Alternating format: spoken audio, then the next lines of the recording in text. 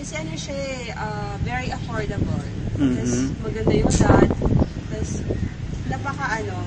comfortable para sa akin.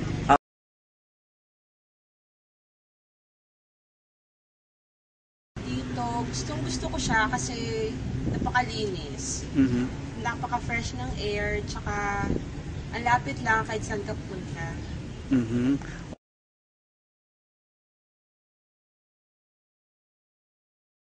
Napaka-well accommodated dito. Tapos, very well informed sila magbigay ng mga information about dito. Okay, salamat po. Salamat po.